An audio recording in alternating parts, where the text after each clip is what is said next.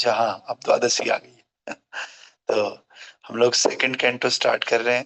पहले कैंटो में हमने देखा था कि लास्ट जो अध्याय है, परीक्षित महाराज ने प्रश्न पूछे और इन प्रश्नों का उत्तर सुखदेव गोस्वामी ये सेकंड कैंटो से स्टार्ट करेंगे।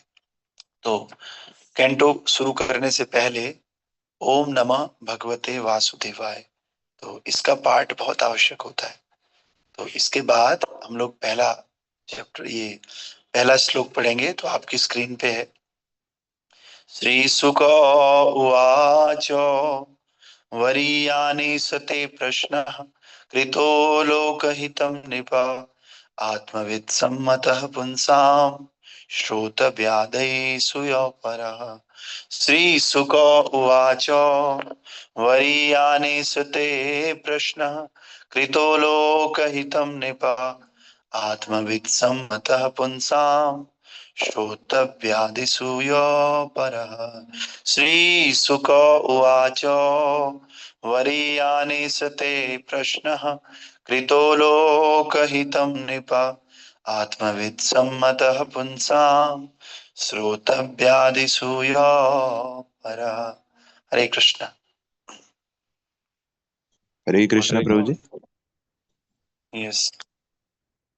श्रीशुकावाच वरीयाने शते प्रश्ना कृतो लोकहितं नृपा आत्मविश्वसम्मता पुंसा श्रोतव्यादिषु या परा।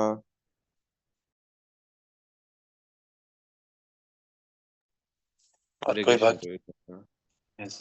आकर्षणे श्रीशुकवाच आकर्षणे शते प्रश्नः कृतो लोहितनृपः आत्मवित्सम्मतः पुंसाः श्रोतवाय दिशु यो परः। हरे कृष्णा प्रभु जी, धन्यवाद प्रणाम।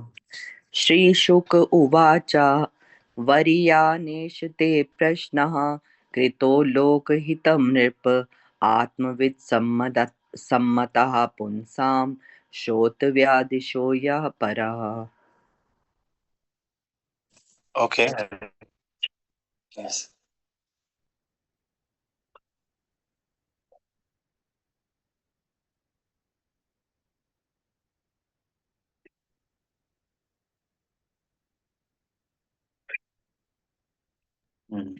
हरे कृष्ण गुरु जी।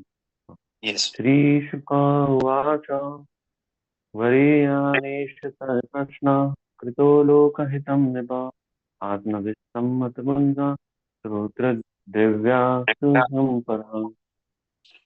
Okay, Hare Krishna, thank you. तो इस वाले में मुझे, जो आप लोग स्क्रीन शेयर कर रहे हो, जो पहला लाइन है आकर्षेण ते प्रश्न, ये इसमें अलग है। हिंदी वाले में है वरीयानेश ते प्रश्न, बाकी सेम है। तो इसको देखेंगे कौन सा सही है या दोनों सही है। तो फिलहाल इसका अर्थ इस प्रकार से है। श्रील सुखदेव गोस्वामी ने कहा, हे राजन, आपका प्रश्न महिमामय है, क्योंकि ये सभी प्रकार के मनुष्यों के लिए बहुत लाभप्रद है। इस प्रश्न का उत्तर श्रवण करने का प्रमुख विषय है और समस्त आध्यात्मवादियों ने इसको स्वीकार किया है। तो कह रहे हैं परीक्षित महाराज को सुखदेव गोस्वामी कि भाई आपका प्रश्न तो बहुत ही महिमामय है। ऐसा प्रश्न तो दुनिया में कोई और करता ही नहीं है। और अपने बारे में कर ले कोई, लेकिन दूसरे के बारे में तो कोई करता ही नहीं। तो इसीलिए ये सभी प्रकार के मनुष्यों के लिए बहुत बेनिफिशियल है और इस प्रश्न का उत्तर श्रवण करने का प्रमुख विषय है। प्रमुख विषय का मतलब जितने भी श्रवण की क्रियाएं हैं, जितनी भी चीजें हम लोग सुनते हैं संसार में, सुनने लायक जो भी चीजें हैं ना, उनमें सबसे बेस्ट है इस प्रश्न का उत्तर सुनना। और इस प्रश्न के उत्तर को भागवतम कहते हैं।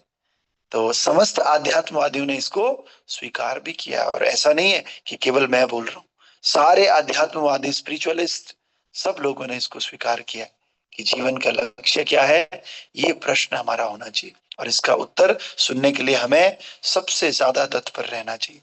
तात्पर्य भाई अर्चनीय वंदनीय प्रातः स्मरणीय जगत गुरु श्रील प्रभुपाद जी द्वारा। श्रील प्रभुपाद की जय।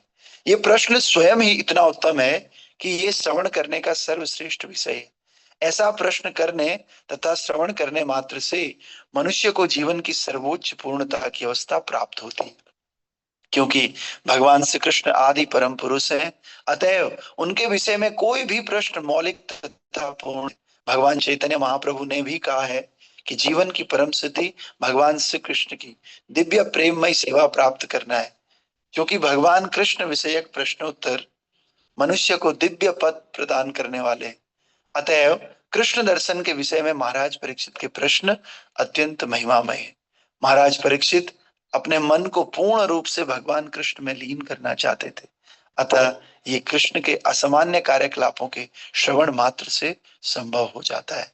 तो सबसे पहला काम है श्रवण करना, हम सब लोग जानते हैं। और परीक्षित महाराज क्या करना चाहते थे? जीवन की सर्वोच्च सिद्धि को प्राप्त करना चाहते थे। और परीक्षित महाराज भगवान कृष्ण में लीन होना चाहते थे।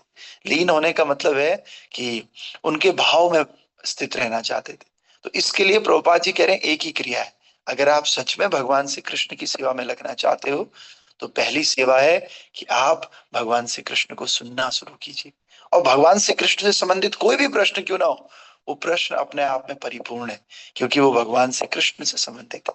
और हमसे रिलेटेड कोई भी प्रश्न कितना भी इंपॉर्टेंट क्यों ना हो, वो परिपूर्ण ही है, क्योंकि हम पूर्ण नहीं। तो इसीलिए भगवान की कथा सुनने से हमारी भक्ति स्टार्ट होती। तो उदाहरण के लिए भगवत गीता में कहा गया है, भगवान श्री कृष्ण के भाव, तिरोधान तथा उनकी लीलाओं की दिव्य प्रकृति को समझने मात्र से ही तुरंत मनुष्य भगवत धाम वापस जा सकता है और इस दुखमय भौतिक जगत में फिर कभी नहीं लौटता। सदा ही विषय में करना होता है। इसीलिए महाराज परीक्षित ने श्रील सुखदेव गोस्वामी से प्रार्थना की कि वे भगवान श्री कृष्ण के कार्यकलापों का वर्णन करें, जिससे वे मन उनमें केंद्रित कर सके। श्री कृष्ण के कार्यकलाप साक्षात श्री कृष्ण से अभिन्न है। आप कृष्ण को देख लो या कृष्ण की लीलाओं को सुन लो, उसमें कोई अंतर नहीं है। फिर जब तक मनुष्य उनके ऐसे दिव्य कार्यकलापों को सुनने में मग्न रहता है, तब तक वो इस जगत के बद्ध जीवन से अलिप्त रहता है। भगवान श्री कृष्ण की कथाएं इतनी मंगलमय है कि वे वक्ता और श्रोता दोनों को ही परिशुद्ध बना देती हैं। ऐसे नहीं जो भगवान की कथाएं बोल रहा है वही शुद्ध होगा, जो सुन रहा वो भी शुद्ध होगा और जो बोल रहा है वो भी शुद्ध होगा। इतना इंपॉर्टेंट है। उनकी तुलना उस गंगा जल से की है जो भगवान श्री कृष्ण के अंगूठे से निकलता है। गंगा का जल जहां जहां जाता है ना, वहां की भूमि तथा उसमें स्नान करने वाले व्यक्ति शुद्ध हो जाते हैं। इसी प्रकार भगवान श्री कृष्ण की कथाएं इतनी शुद्ध है कि जहां भी इनका कथन होता है वो स्थान, उनके श्रोता, जिज्ञासु, वक्ता तथा अन्य सारे संबंधित लोग परिशुद्ध हो जाते हैं। भगवान की कथा बहुत महत्वपूर्ण है। अब देखो इसमें देखिए, जहां पर कथा हो रही है वो स्थान बहुत पवित्र है, जो लोग बोल रहे हैं वो बहुत पवित्र हो जाते हैं, जो लोग सुन रहे हैं वो भी पवित्र हो जाते हैं, जो लोग जिज्ञासु हैं, जिज्ञासा करते हैं कि भागवतम में क्या लिखा होगा, भागवतम की जिज्ञासा करने मात्र से, जैसे किसी ने, बहुत लोग आज मैं देख रहा हूँ कितने लोग हैं, 36 लोग हैं, 36 लोग आ रहे हैं, क्यों? उनको जिज्ञासा है, अच्छा सेकंड कैंटो स्टार्ट हो रहा है, देखते हैं क्या होता है इसके बाद। तो जिज्ञासा करने मात्र से भी आप पवित्र हो जाते हो। दूसरा, अन्य सारे संबंधित लोग, अन्य सारे संबंधित लोग क्या है? जैसे हम यहाँ पर कथा कर रहे हैं, आपके घर में आप लोग कथा सुन रहे हैं, लेकिन आपके लिए कोई नाश्ता भी तो बना रहा होगा, या जहां पर कथा हो रही है वहां पर कई लोग क्या करते हैं, खाने के अरेंजमेंट में रहते हैं, कई लोग मार्केटिंग के अरेंजमेंट में रहते हैं। They are not hearing on that place, but they are making some other arrangements. वो दूसरे अरेंजमेंट कर रहे हैं, तो वो संबंधित लोग हो गए, वो भी शुद्ध हो जाते हैं। यानी कि भागवत कथा इतनी पवित्र है, सुनने बोलने वाले तो शुद्ध होंगे ही, लेकिन जो उस कथा के निमित्त कुछ और सेवा कर रहे हैं वो भी शुद्ध हो जाएंगे। ऐसा परीक्षित महाराज को सुखदेव गोस्वामी बता रहे हैं। तो अगला श्लोक देखिए, दो दो श्लोक लेना तो बनता है, दो दो लेंगे तभी हम सेकंड कैंटो जल्दी खत्म करेंगे। अगला श्लोक है, श्रोतव्यादीनि राजेंद्र नृणाम संति सहस्रशा अपश्यतामात्मतत्त्वं गृहेषु गृहमेदिनाः। श्रोतव्यादीनि राजेंद्र नृणाम संति सहस्रशा अपश्यतात आत्मतत्त्वं गृहेषु गृहमेदिनाः। कह रहे हैं सम्राट, भौतिकता में उलझे हुए व्यक्ति जो परम सत्य विषय ज्ञान के प्रति अनभिज्ञ हैं, उनके पास मानव समाज में सुनने के लिए अनेक विषय होते हैं। तो जो लोग भौतिकता में है ना, भागवतम के अलावा उनके पास बहुत चीजें सुनने के लिए। और यहाँ पर एक शब्द आया गृहेषु और गृह मेदिना। गृहेशु मतलब घर, और गृह मेदिनाम मतलब जो भौतिकता में फंसे हुए लोग रहते हैं। तो आप लोगों ने सुना भी होगा, दो तरह के लोग हैं, एक है गृहस्थ और एक है गृह मेदी। गृहस्थ लोग आप लोगों की तरह हैं, जो सुबह उठते हैं, उठ करके नहा धो करके भगवान की सेवा पूजा करते हैं, कथा सुनते हैं, वो गृहस्थ हो गए। और गृह मेदी उन लोगों की तरह जो उठ करके ब्रश भी नहीं करते, पहले चाय पीते हैं, चाय पीने के बाद अखबार पढ़ते हैं, अखबार आराम से, फिर थोड़ा इधर उधर का बॉलीवुड के सॉन्ग सुनते हैं। ये जवान बच्चे जिम जाते हैं, और जिम जाने के बाद आकर के नहा धो करके, मम्मी नाश्ता बना नहीं बना? हाँ बन गया बेटे, खा ले। तुझे जाना है ना? हाँ छुट्टी है आज, पर जाता हूँ जरा इधर घंटाघर की तरफ जाता हूँ, जरा स्नूकर खेलने जाता हूँ। समझ रहे? तो ये लोग कैसे हो गए? मेधी। गृह मेधी मतलब जो एक्चुअल गृहस्थ नहीं है। एक्चुअल गृहस्थ तो सन्यास आश्रम के जैसे ही है भैया। गृहस्थ का आश्रम का मतलब है आश्रम, जिस आश्रम में रह करके आप भगवान को भजते हो, भगवान को प्राप्त करने का माध्यम है गृहस्थ। आप गृहस्थ को छोटा मोटा समझ रहे हो? जितने भी भगवान के अवतार हुए, किसी ज्ञानी ध्यानी के यहाँ नहीं हुए। कहाँ पर हुए? गृहस्थ में। राम जी, कृष्ण जी, चैतन्य महाप्रभु, सब गृहस्थों के घर में होते हैं। गृहस्थ एक बहुत बड़ा आश्रम है, और सबसे ज्यादा जिम्मेदारी वाला आश्रम है गृहस्थ। गृहस्थ से बड़ा जिम्मेदारी वाला आश्रम कोई है नहीं, लेकिन हम उसको आश्रम समझे तब ना। हम तो उसको भोग का अड्डा समझते हैं। हम सोचते हैं गृहस्थ है ना, थोड़ा लेट उठना हो जाता है, गृहस्थ है ना, क्या कर सकते हैं, पी लेते हैं एक घूंट चाय, कभी कभी चल जाता है प्रभु जी प्याज वाज, कोई दिक्कत नहीं, गृहस्थ है ना। नहीं भैया, गृहस्थ मतलब आश्रम। और ऐसा आश्रम जो अपना भरण पोषण तो करेगा ही, साथ ही साथ ब्रह्मचारियों का भी करेगा, वानप्रस्थियों का भी करेगा, और सन्यासियों का भी करेगा। और बाकी सारे शूद्र हो गए, अन्य अन्य जितने भी आश्रम है, वो सब किस पे डिपेंड है? गृहस्थ आश्रम पे डिपेंड। तो इसलिए हम सबको असली गृहस्थ बनना है, गृह मेधी नहीं बनना है। तो आइए प्रभुपाद जी इसको समझा रहे हैं, फटाफट देखते हैं। प्रामाणिक शास्त्रों में पारिवारिक जीवन के लिए दो नाम है, एक गृहस्थ और दूसरा गृह मेधी। गृहस्थ वे हैं जो अपनी पत्नी तथा बच्चों के साथ रहते हैं, लेकिन परम सत्य की अनुभूति के लिए आध्यात्मिक जीवन बिताते हैं। किंतु गृह मेधी वे हैं जो केवल पारिवारिक सदस्यों के लाभ के लिए जीवित रहते हैं, और इस प्रकार वे अन्य व्यक्तियों से ईर्ष्या भी करते हैं, भले ही ये लाभ केंद्रित हो या विस्तृत हो। मेधी शब्द अन्य व्यक्तियों से ईर्ष्या का सूचक है। गृह मेधी केवल पारिवारिक विषयों में रुचि रखते हैं, निश्चित रूप से अन्य व्यक्तियों के प्रति ईर्ष्यालु रहते हैं। जो असली में गृहस्थ बनेगा ना, धीरे धीरे ईर्ष्या अपने आप खत्म हो जाएगी, लेकिन जो गृह मेधी बनेगा उसकी ईर्ष्या बढ़ेगी। मेधी का मतलब होता है ईर्ष्या, गृह मेधी मतलब जो घर में रहते हैं ईर्ष्या के साथ, उनको बोलते हैं गृह मेधी। और अतएव एक गृह मेधी दूसरे गृह मेधी से अच्छा संबंध कभी नहीं रखता है। वो व्यापक रूप से एक जाति, समाज, राष्ट्र या अन्य जाति, समाज या राष्ट्र से अच्छे संबंध नहीं रखते। आपने देखा होगा, एक पड़ोसी दूसरे पड़ोसी से अच्छा संबंध, बाहर फॉर्मेलिटी करते हैं, दैट इज डिफरेंट थिंग, लेकिन थोड़ा सा भी वो आगे बढ़ गए तो उनके अंदर ईर्ष्या आती है। कभी भी आपने देखा होगा, दो कॉम्पिटिटर है, एक ये व्यक्ति भी बिजनेस करता है, दूसरा भी, दोनों ही गृह मेधी, दोनों के आपस में अच्छे संबंध नहीं रहते। समझ रहे हैं? इसी प्रकार से आगे कह रहे हैं, तो इस कलयुग में सारे गृहस्थ एक दूसरे से ईर्ष्या करते हैं, क्योंकि वे परम सत्य के ज्ञान के प्रति अनविज्ञ हैं। अनविज्ञ मतलब वो जानते नहीं है, अवेयर नहीं है।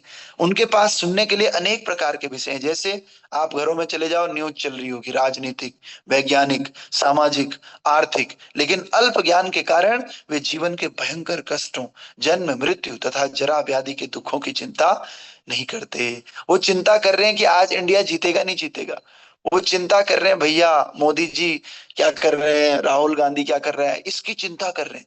लेकिन भाई साहब, तुम तो जन्म, मृत्यु, जरा व्याधि, दुनिया भर के कष्ट तुम्हारे जीवन में है, उनकी चिंता नहीं हो रही कि मैं कैसे इन सब से निकल करके भगवत धाम जाऊंगा। चिंता हो रही यार, फलाना पार्षद इस बार जीतेगा नहीं जीतेगा।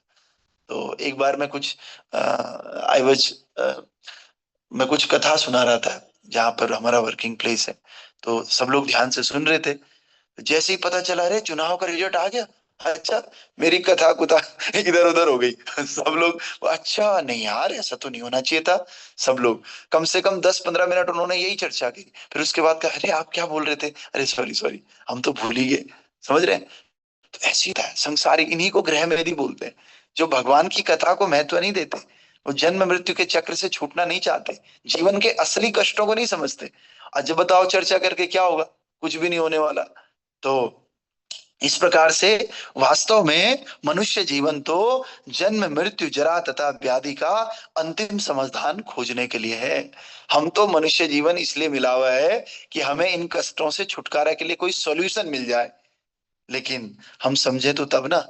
तो लेकिन भौतिक प्रकृति द्वारा मोहग्रस्त होने के कारण जो ग्रह मेधी है वो आत्म साक्षात्कार के विषय में सब कुछ भूल जाते हैं।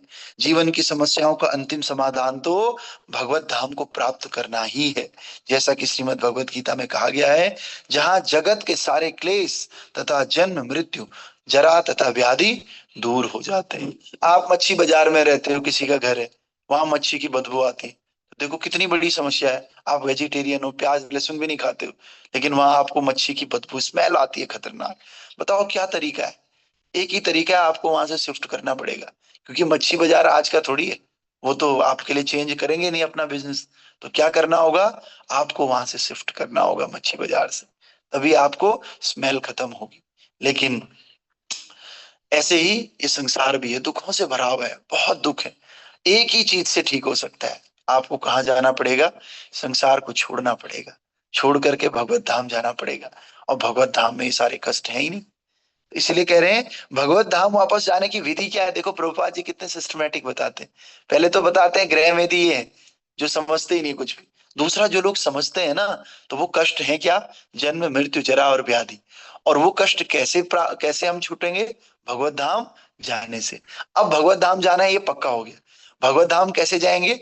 अगले अगले इसमें कह रहे हैं, देखो भगवत धाम वापस जाने की विधि है भगवान तथा उनके नाम रूप गुण लीलाओं सात समान तथा विविधता के विषय में श्रवण करना। भगवत धाम कैसे जाएंगे? पूछ लो प्रभु जी भगवान का नाम क्या है, प्रभु जी भगवान का रूप कैसा है, भगवान के गुण कैसे हैं, प्रभु जी भगवान की कुछ लीलाएं सुनाओ। तो एक बार हम गोवर्धन से वापस आ रहे थे नंदगांव से, तो एक भक्त, बहुत प्यारा महाराष्ट्र का भक्त, बीटेक कर रहा था। तो सब लोग मस्ती कर रहे हैं, कोई कोई ये कह रहा है, कोई खूब हल्ला उल्ला कर रहे हैं। तो वो मेरे बगल में बैठता है, मुझे कहता है प्रभु जी कुछ ग्लोरीज सुनाइए ना, हम कुछ ग्लोरीज होनी चाहिए ना। उससे पहले कहता है कि मैं तो यहीं बैठूंगा, लड़ रहा है कि मैं तो यहाँ बीच में बैठूंगा। तो मेरे दिमाग में आ रहा, देखो कुछ लोग पीछे लटक रहे थे ना, थोड़ा थोड़ा अंधेरा भी हो गया। मैंने कहा देखो ये कैसा बच्चा है, कितना अहंकार, ये कह रहा मैं यहीं बैठूंगा बीच में, बाकी बच्चे पीछे लटक के आ रहे हैं। यूथ की यात्रा थी। तो वो बच्चा थोड़ी देर में कहता है प्रभु जी एक्चुअली ये सब तो हुड़दंग मचाएंगे, इनने तो सुनना है नहीं, पर आप मुझे प्लीज ग्लोरीज बताइए। मैं ना ग्लोरीज सुनने के लिए आपके पास बैठा हूँ धाम की। नोबडी वाज हियरिंग, नोबडी, सब लोग अपनी मस्ती में, अंधेरा हो गया, लेकिन वो बच्चा ग्लोरीज सुन रहा था। और सुन करके फिर उसकी साधना इतनी अच्छी है ना, साधना अच्छी है, सब कुछ उसका अच्छा। जो लोग थोड़ा सिंसियर होगा ना भक्ति में, धीरे धीरे उसका सब कुछ अच्छा होगा। और सब कुछ अच्छा होकर के बाद में उसका जॉब भी लग गया। जॉब भी ऐसी जगह लगा कि ठीक ठाक जगह है, सुबह अपनी साधना कंप्लीट करके जाता है, पूरा जॉब भी अच्छे से करता है, शाम को आकर के फिर से साधना करता है, गौर आरती। और इस्कॉन टेम्पल के पास में ही कहीं बेंगलोर में रहता है बेचारा। तो इस प्रकार से जो सिंसियर भक्त है ना, भगवान उनकी मदद करते हैं।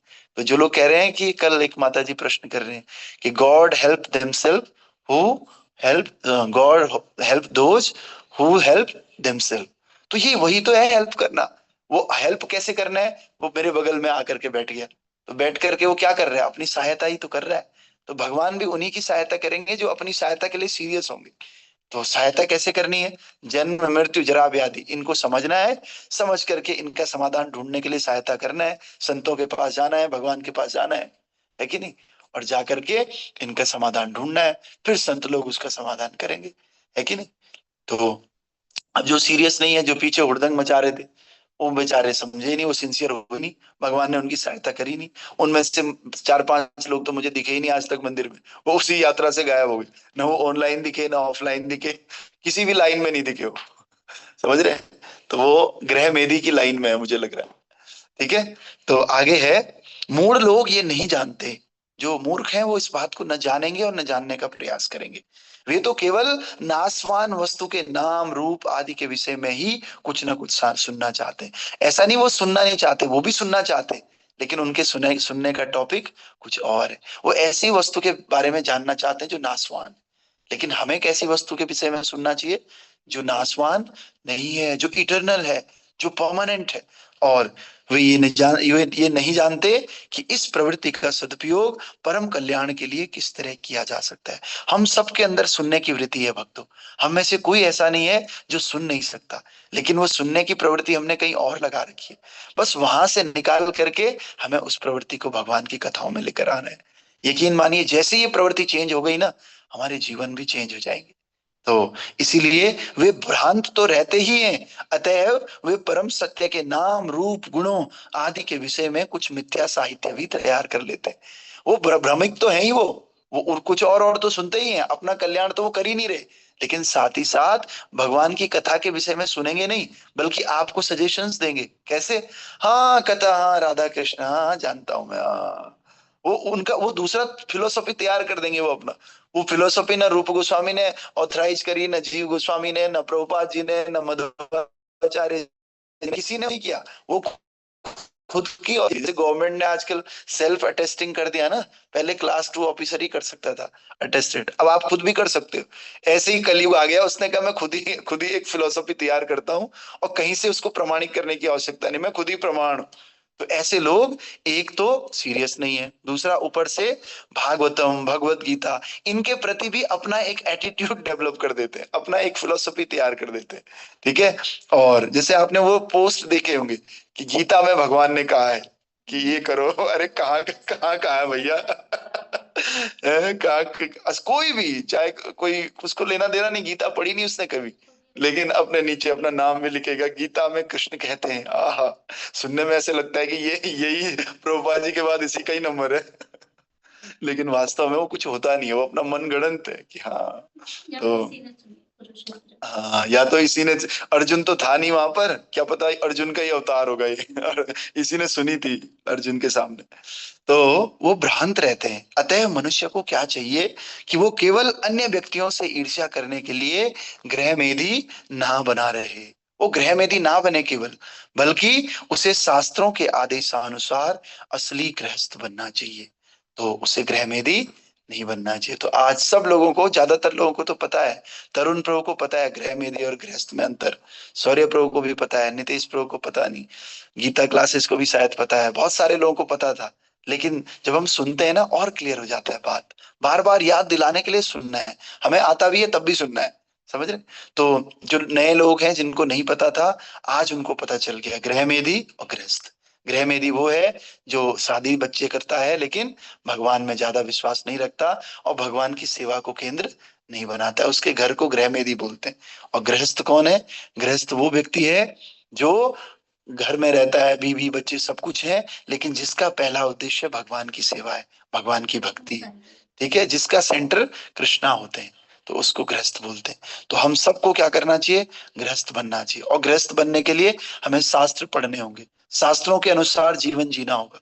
समझ रहे हैं? कई लोग ऐसे भी होते हैं कि हाँ भगवान को तो मानते हैं पर शास्त्रों को किनारे रखते हैं, वो वृंदावन में जाकर के रील बनाते हैं बस समझ रहे हैं? लेकिन शास्त्र में वास्तव में क्या लिखा हुआ है वो नहीं जानते। तो हम सब लोग ये भागवतम पढ़ रहे हैं, हम सब लोगों ने इस भागवतम से सीखना है कि किस प्रकार से आइडियल गृहस्थ लाइफ हम जिए। तो हमारा प्रयास रहेगा कि किस प्रकार से आप लोगों ने भी प्रयास करना है कि हम बेस्ट से बेस्ट गृहस्थ बन करके दिखाएं। अगर कोई गृहस्थ है तो, कोई ब्रह्मचारी बनना चाहता है तो वो ना सुने वो अपने कान बंद कर लो ठीक है। तो हम सबका ये उद्देश्य है, हमने काम धंधा करना है, नौकरी करनी है, समाज में एक अच्छा आचरण प्रस्तुत करना है, साथ ही साथ भगवान के धाम जाना है इस गृहस्थ आश्रम में रह करके, जो गृहस्थ आश्रम में। ठीक है, तो मैं भी प्रयास करूंगा, आप लोग भी प्रयास करेंगे। तो उसमें सबसे पहले आप कर लो, आप लोग 6:30 बजे किसी भी तरह क्लास में ज्वाइन हो जाओ। आज मैं थोड़ा सा क्षमा प्रार्थी हूँ कि 6:25 का टाइम है और 6:30 लास्ट। 6:25 शुरू कर लो, 6:30 तक आई जाओ किसी तरह से। आज थोड़ा वेटिंग रूम में होता है कभी कभी, कोई बात नहीं, तो इसलिए हम क्षमा प्रार्थी हैं। आगे से अगर 5 मिनट और लेट हो गया तो हम गूगल मीट पर आ जाएंगे, क्योंकि होस्ट एक ही है ना। तो मान लिया कभी होता है, भौतिकता है सब व्यक्तियों के अंदर, कभी कोई किसी को फीवर ही आ गया या कुछ हो गया, हम ये नहीं कह सकते। तो हमें और दिन भी देखना चाहिए भाई, एक आदमी इतना सब चीजें मैनेज कर रहा है, तो एक दिन अगर थोड़ी लेट हो गई तो उसके लिए हमें ये जज नहीं करना चाहिए, देखो कल तो ये कह रहे थे कि फिट से 625 शुरू हो जाएगा और आज देखो ये लोग एंटर ही नहीं कर रहे हैं। तो ऐसा नहीं सोचना चाहिए, सबकी अपनी अपनी बाउंडेशंस हैं। तो हम प्रयास करेंगे, कपिल प्रभु भी प्रयास करेंगे। एक्चुअली ये सब कपिल प्रभु लीड करते हैं, कपिल बंसल प्रभु हैं। तो वो उनके पास एक ही होस्ट है इस क्लास का, वो कपिल प्रभु हैं। तो कभी कभी होता है, सौर्य प्रभु भी करते हैं, ये दोनों मिलके करते हैं। लेकिन कुछ कहना चाह हरे कृष्ण प्रभु।